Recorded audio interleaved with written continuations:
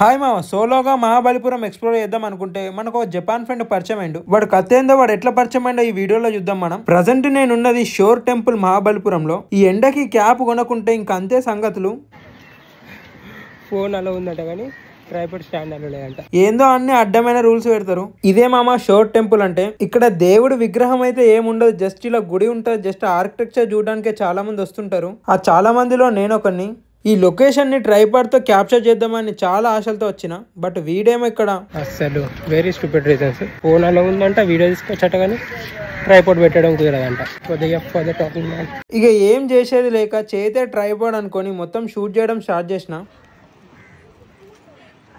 Temple చూడడానికి ఇంత బాగుంది, మరి దేవుడి విగ్రహం ఎందుకు లేదో నాకైతే అర్థమైతే లేదు. ఈ టెంపుల్ చరిత్ర మీకు ఎవరికైనా తెలిస్తే కమెంట్ బాక్స్ లో కమెంట్ చేయండి. చూడండి మామ, ఈ ప్లేస్ కి ఎంత మంది ఫారినర్స్ వస్తున్నారు. ఈ రోజు వెదర్ కూడా సూపర్ అద్దిరిపోయింది అసలు. చూడండి అందరు ఎట్లా దుడుచుకుంటున్నారు. ఇక టెంపుల్ లోపలికైతే అలో లేదు, ఇక్కడ నుంచి జస్ట్ అలా చూడడమే. ఎండకి ఫోన్ అయితే ఫుల్ హీట్ ఎక్కిపోయింది. ఇంత హీట్ లో ఫోన్ వాడితే ఇంకా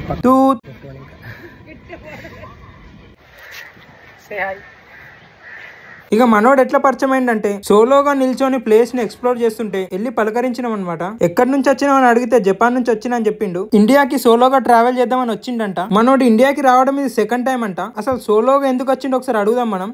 రాజస్థాన్, ఆల్రెడీ మనోడు రాజస్థాన్, ఉత్తరప్రదేశ్, న్యూఢిల్లీ ఇవన్నీ విజిట్ అయిందంట. మనోడు గురించి కంప్లీట్ గా నెక్స్ట్ వీడియోలో తెలుసుకుందాం. వీడియో మిస్ అవుతుంటే లైక్ కొట్టి ఫాలో చేసే మావా. కింద ప్లే బటన్ లో ఫుల్ వీడియో ఉంటే చూసేయి, లైక్ చేసి ఫాలో చేసేయి.